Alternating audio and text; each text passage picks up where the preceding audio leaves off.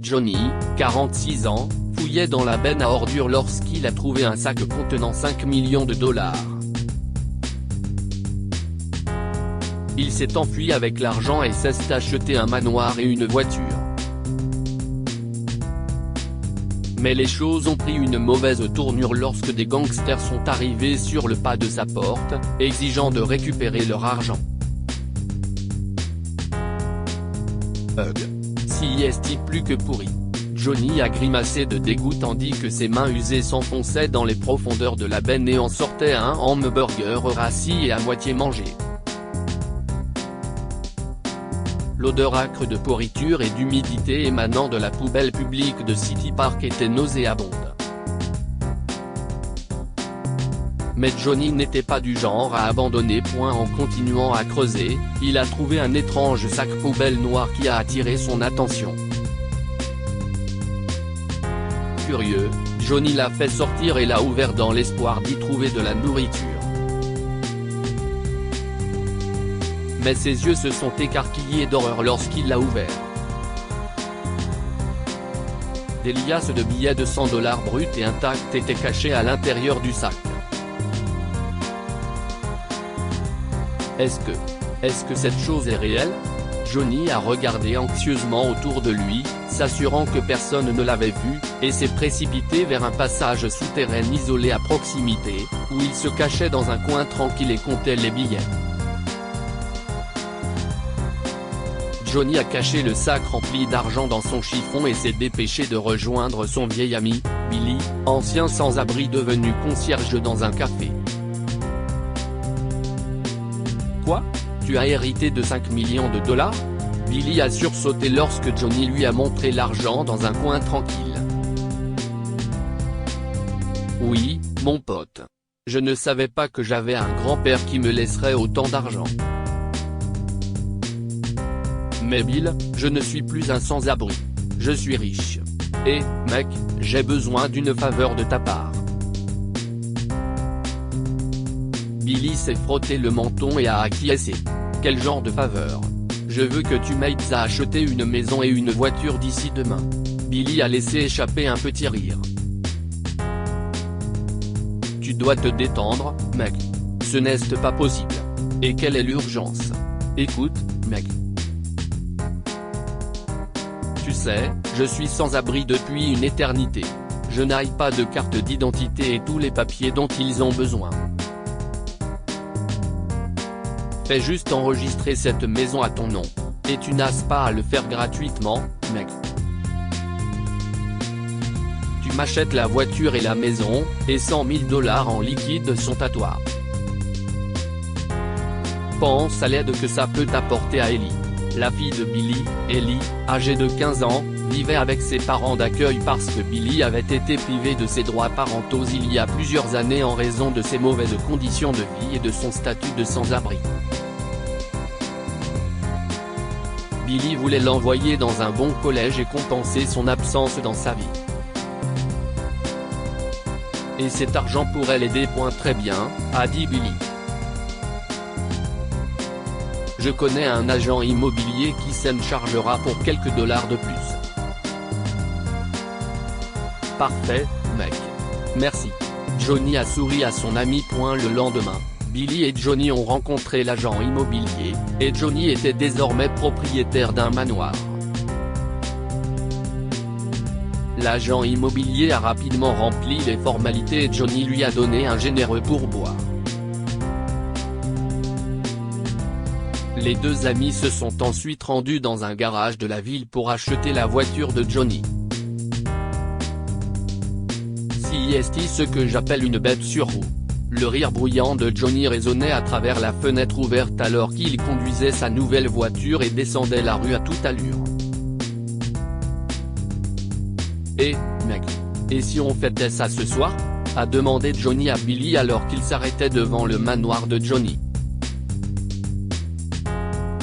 Eh bien, j'ai encore un travail à faire au cimetière demain. Un autre jour, ouais? Et ne me convainc pas encore une fois parce que je dois vraiment partir, a dit Billy en sortant de la voiture. Et merci pour les 100 000 $. Tu l'as mérité, mon pote. Johnny a mis sa main autour de sa bouche et a crié tandis que Billy s'éloignait. Johnny a bu une bière et s'est assoupi dans son lit cette nuit-là, avant de se réveiller au son de quelqu'un qui frappait à sa porte. Qui cela peut-il être? Il a mis son peignoir et s'est précipité vers la porte.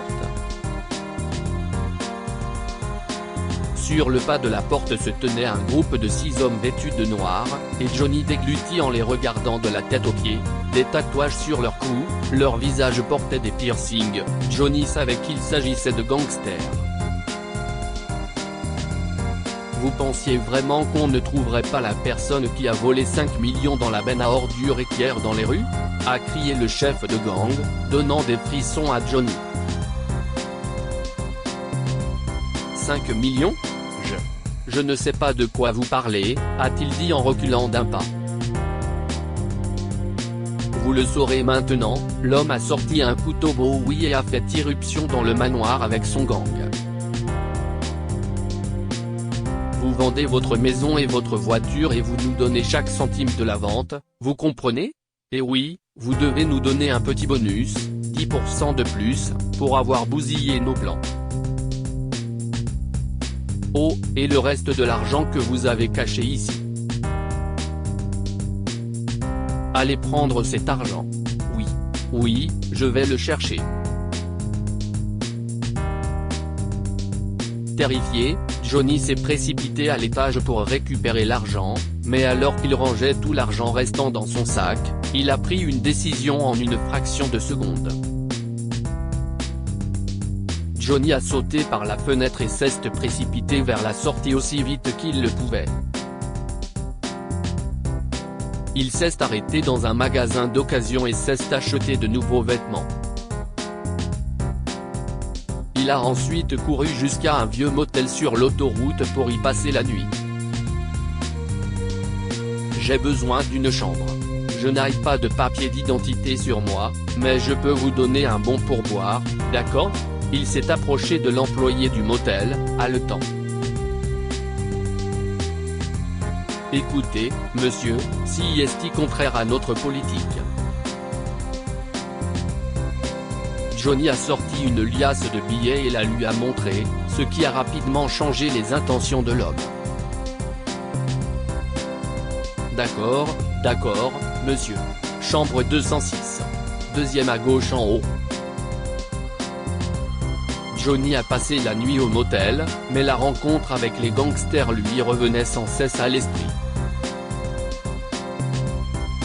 Johnny savait qu'il devait fuir la ville, mais il ne pourrait pas le faire sans une pièce d'identité. Il y a une casse automobile pas loin d'ici, pensa-t-il soudain. Oui, ça ferait l'affaire. Le lendemain, Johnny s'est rendu au salon de coiffure dès la première heure. Il s'est rasé le crâne et la barbe pour que personne ne le reconnaisse. Puis il s'est rendu à la casse automobile. « Vous avez une voiture en bon état ?» a-t-il demandé à un garagiste. « Je n'ai besoin de toute urgence. Eh bien, j'ai peut-être quelque chose pour vous. » « Suivez-moi » a dit l'homme en conduisant Johnny vers une Mustang bon marché et usée. 500 $, et cette vieille beauté est à vous. Super, oui. Mais le problème, si est que j'ai besoin de quitter cet état rapidement, et la paperasse et tout le reste, ce n'est pas vraiment mon truc. Si vous voyez ce que je veux dire, n'est-ce pas? Écoutez, monsieur, si est techniquement illégal de faire un marché comme ça, mais 5 000 $ en liquide, ça pourrait peut-être arranger les choses. Parfait. Johnny a donné l'argent à l'homme et a quitté la casse au volant de sa nouvelle voiture. Cependant, alors qu'il s'apprêtait à passer la frontière entre les États-Unis et le Mexique, son téléphone a sonné, l'incitant à s'arrêter. Et, Willy. Jésus, il s'est passé tellement de choses. Écoute, j'ai des nouvelles, a-t-il dit en décrochant, avant d'être interrompu par une voix menaçante à l'autre bout du fil. On dirait que Billy n'a pas pu décrocher le téléphone, Johnny, a dit le gangster en riant. Vous pensiez vraiment pouvoir vous enfuir avec l'argent? Pour votre information, votre ami n'est plus avec nous.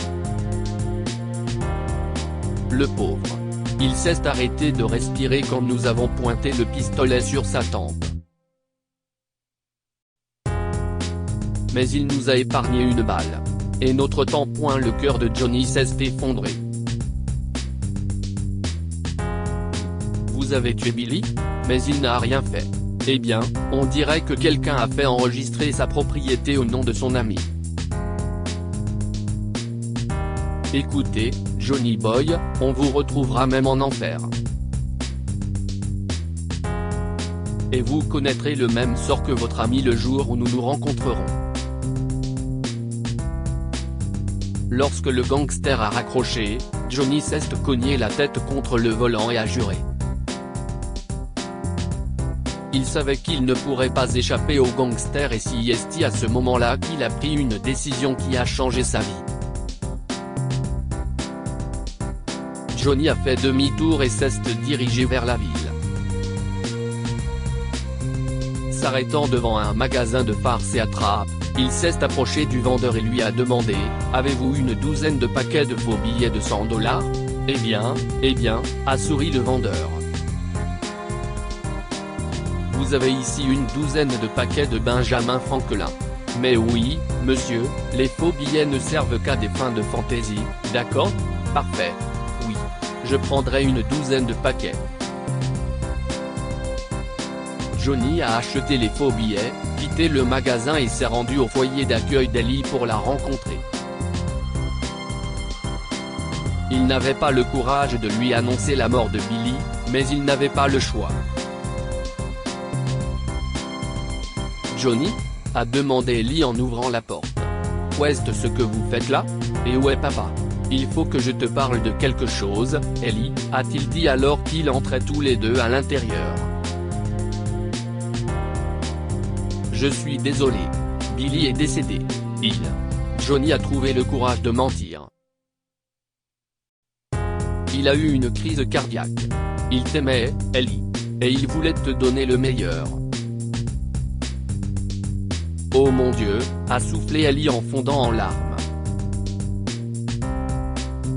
Il était tout ce que j'avais. Oh mon Dieu, dites-moi que vous mentez. Il ne peut pas être. Il ne peut pas me laisser comme ça. Je sais que si est difficile, ma chère, mais je t'en prie, reste forte, a consolé Johnny. Écoute, il voulait que je te donne quelque chose. Johnny lui a donné une note et une clé. Cette note contient le code d'un casier dans la réserve. Dans le centre commercial tout près, d'accord? Et voici la clé. Billy travaillait très dur pour te ramener à la maison. Et il avait économisé de l'argent pour toi. Prends soin de toi. Johnny a ensuite quitté le domicile des parents adoptifs d'Ellie et s'est rendu chez Billy, où les gangsters l'attendaient. Johnny a garé sa voiture à un carrefour assez éloigné de la maison de Billy et s'est approché du bâtiment. Prenant une profonde inspiration, il a tenu le sac de faux billets qu'il avait trempé dans le sens. La flamme vacillante de son briquet éclairait son visage d'une lueur sinistre, tandis que Johnny jetait le briquet dans le sac. En quelques secondes, l'air est rempli du bruit des flammes qui crépitaient et de l'odeur âcre du papier brûlé. L'adrénaline se répandit dans ses veines lorsque la porte s'ouvrit une vingtaine de secondes plus tard.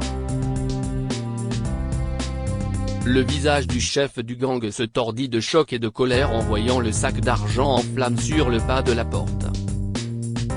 « Attrapez-le », a-t-il dit au gangster. Johnny a souri méchamment tandis que les gangsters l'encerclaient, sachant qu'ils ne récupéreront jamais leur argent. Dites-nous ce que vous en pensez et partagez cette histoire avec vos amis. Elle pourrait égayer leur journée et les inspirer. Lire aussi, un pauvre homme enlève sa pelouse et découvre que toute sa cour est couverte de dollars. Abonnez-vous à Amomama sur Google News.